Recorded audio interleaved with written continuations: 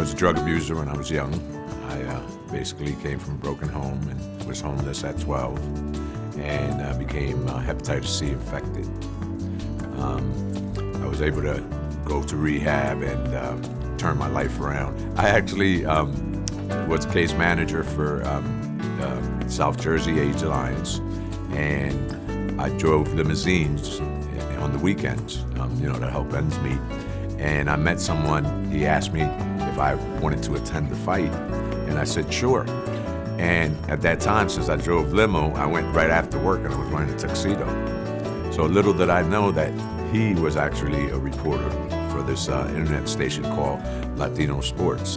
And we ran into George Foreman in the hallway. He said, hey, how would you like to do an interview? I'm like, are you kidding me? He goes, no, here. And he gave me the mic, and I did an interview. And he just looked at me and said, man, you're great. He said, you're hired. I'm like, wow. And that's how I started doing that. I did that for about 5 or 6 years until I became very sick because of the hepatitis C. Started to experience liver failure. I live in Vineland, New Jersey, and they have a Vineland Regional hospital there, but they didn't really specialize in what I was suffering from. It came to the point where they told me they couldn't do anything else for me, and in their opinion, they thought I had to the end of the week. At that point, I reminded the doctor that it was Thursday, and he really scared me, so I signed myself out and called Dr. Malik, who admitted me to Our Lady of Lourdes.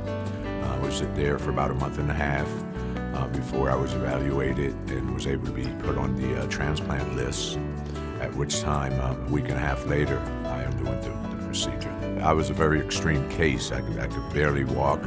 I was bloated to the point where I was 400 pounds, urinating blood on a daily basis and needed blood on a daily basis. Dr. Malik and his bedside manner just really made me feel that I did have hope and that there was something that could be done. There was one nurse who, her uncle had a transplant, and she actually had him speak to me, and that really meant a lot to me. And then, no question, Dr. Radomski, the surgeon, basically had a very big impact on the care I received. The surgery was completed on November 4th. I was home by November 11th. The staff here at Lourdes still continues to be a big part of my life. We have a support group that I attend, and I'm able to reach out to them. Given the help that I've received here, taking a big step towards living a normal life. It feels good to be able to make plans and have ambitions again.